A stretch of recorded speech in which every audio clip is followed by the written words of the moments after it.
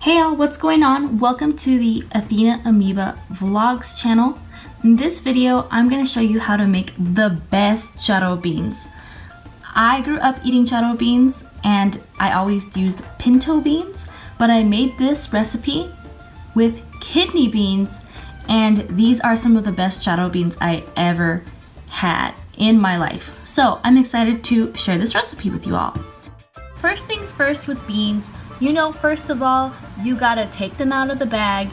Make sure all of the rocks or any little particles that don't belong there are taken out, and then rinse them really well. After that, you wanna let your beans soak for an hour up to 8 hours. I usually let them soak overnight. Then once they've soaked, make sure you drain your beans, and then they are ready to start boiling. So get a huge pot and put enough water in there to make sure that the beans will be completely covered with water.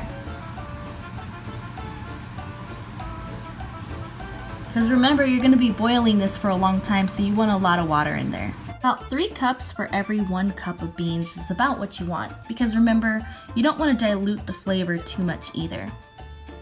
So once you get your beans in the pot, turn the heat all the way up to high and let your beans boil.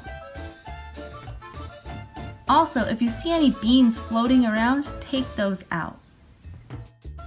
Now we want our beans to be flavorful, so put some black pepper in there, some crushed cayenne, some garlic salt, parsley flakes, regular sea salt, oregano leaves, and of course, cumin.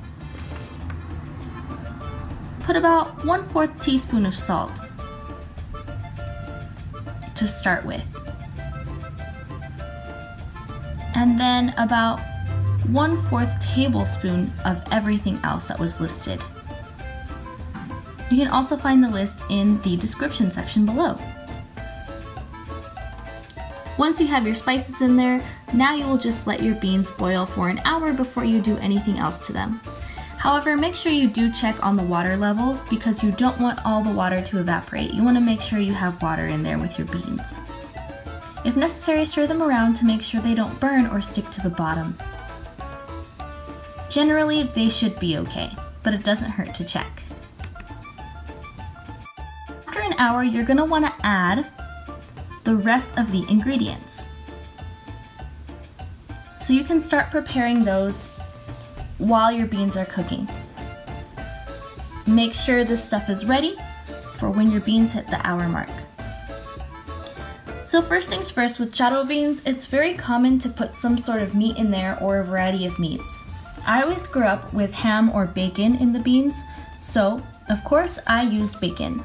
Now if you're vegan or vegetarian, which I am now on a plant-based diet, so I won't be doing this anymore, I recommend putting in Soyrizo. I think Soyrizo would give it a really great flavor where you really wouldn't be missing much, and it would add a nice spice element to it as well.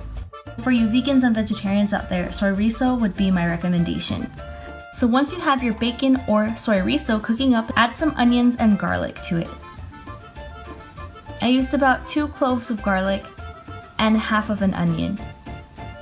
Then you can add chopped bell peppers.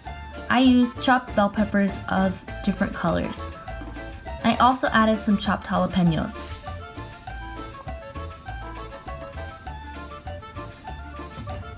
Mix all that together and let it cook. If you're cooking bacon or some sort of meat, make sure that it is thoroughly cooked. Then once your beans have been boiling for an hour and your bacon or chorizo or meat of choice is cooked, add all of that into the pot and let that cook for another 30 minutes to an hour. Now this is where you'll want to check the beans to make sure that they are soft and ready to eat.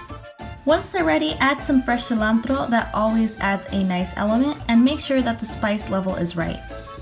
Do you want to add more cayenne, more salt, more cumin? If you're a vegetarian, I recommend adding a vegetable bouillon to this mix. It really adds some more flavor. If you're not vegetarian, you can add chicken or beef bouillon, and that also really adds a nice element of flavor. Once your beans are soft and you're happy with the taste, your beans are done.